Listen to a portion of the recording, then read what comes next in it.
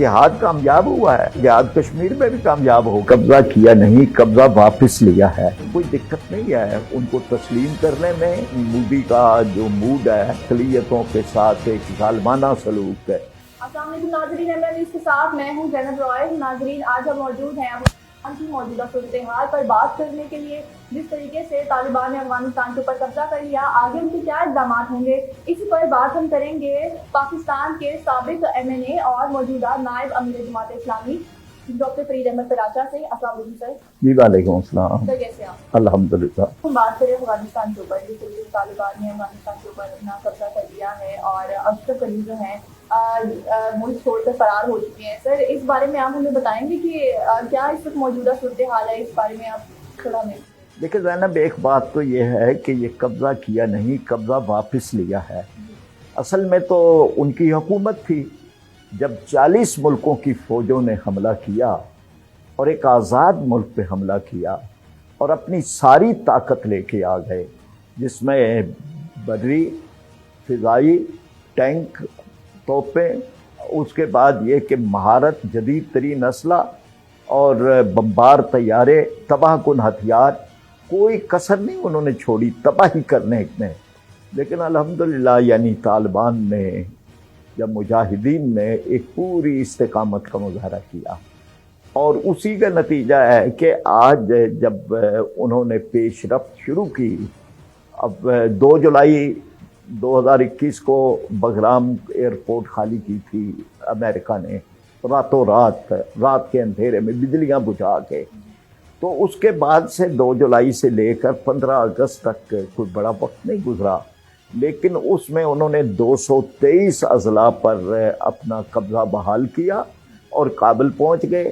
اور عوام نے ان کا ساتھ دیا ہے، اس لیے کہ وہ سمجھتے ہیں کہ یہ اصل حقیقی قیادت ہے، اور جو ہم پر مسلط تھے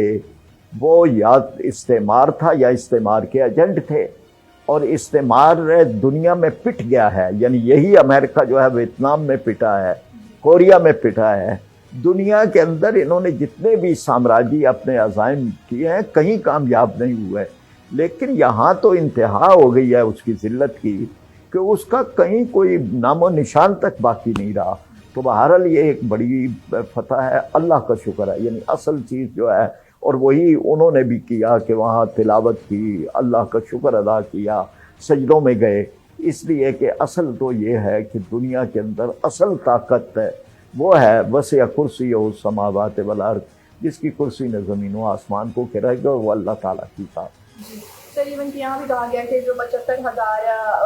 افغان کے طالبان تھے اور 3 لاکھ جو ہے فوج تھی کہ ان کا مقابلہ نہیں کر سکتے، اس کے باوجود انہوں نے افغانستان کو فتح کر لیا۔ اور سر اس کے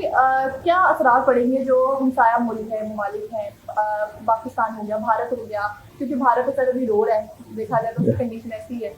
دیکھیں جہاں تک تعلق ہے، یعنی یہ کام تو قرآن پاک نے بیان کیا ہے، وَكَمْ مِنْ فِئَةٍ قَلِيلَةٍ غَلَبَتْ فِئَةً كَثِيرَةً بِإِذْنِ اللَّهِ۔ تاریخ میں بارہا ہوا ہے کہ تھوڑی تعداد والے بڑی تعداد پر غالب آئے ہیں۔ یہ 75,000 تھے اور وہ 3 لاکھ تھے، انہیں یعنی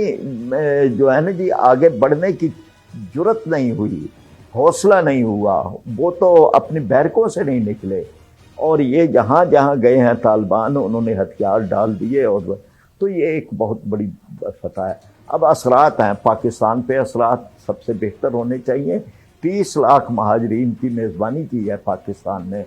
پاکستان اور افغانستان کی بہت زیادہ رشتے آپس میں ہیں، اسلام کا رشتہ ہے، علاقائیت کا رشتہ ہے، زبانوں کا رشتہ ہے، خاندانوں کا رشتہ ہے، یعنی جو خاندان ادھر رہتے ہیں ادھر رہتے ہیں، یہ بے شمار رشتے ہیں، اور سب سے مضبوط رشتہ تو ایمان کا رشتہ ہے۔ اب یہ کہ اس لحاظ سے پاکستان پر سب سے بہتر اثرات ہونے چاہیے، اور پاکستان کو یہ محسوس کرنا چاہیے کہ ایک طرف بھارت ہے، دوسری طرف اگر ایک اسلامی افغانستان ہو جاتا ہے تو پاکستان اس طرف سے پوری ایک محفوظ ہو جاتا ہے، ایک دیوار کھڑی ہو جاتی ہے یعنی حفاظت کی۔ اور اس کے علاوہ یہ ہے کہ جو امن ہے، یعنی یہ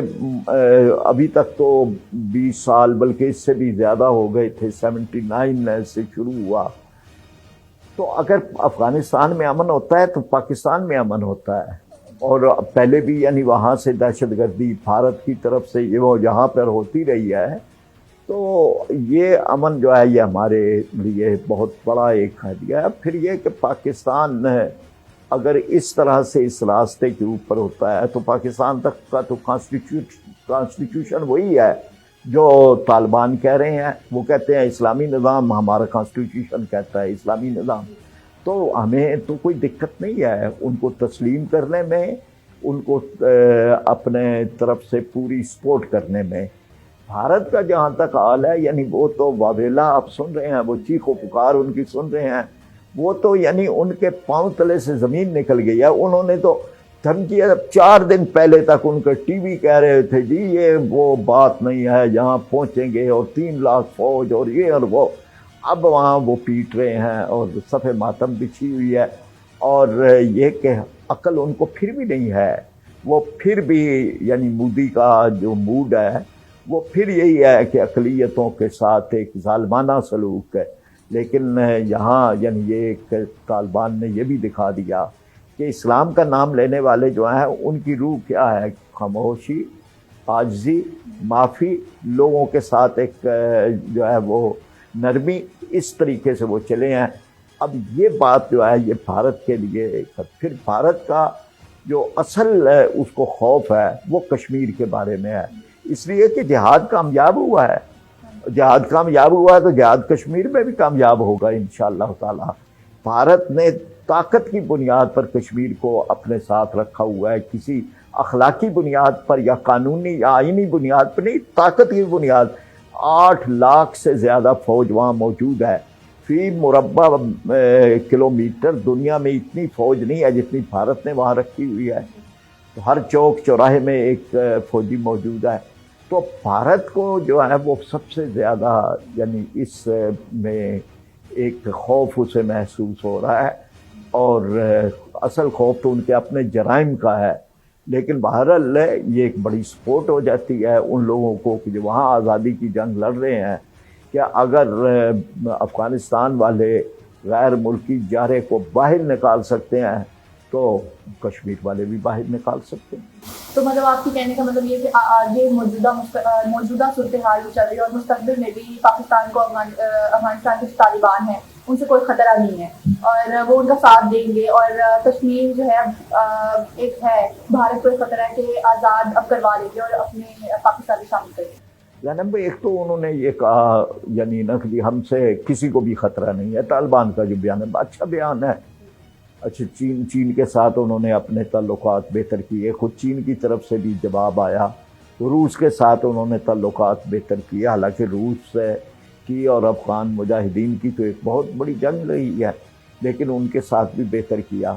تو پاکستان کو تو قطعاً کوئی خطرہ نہیں ہے ان سے۔ پاکستان تو بہرحال ایک میزبان ہے، ایک مہربان ہے، بہت زیادہ چیزیں ہیں،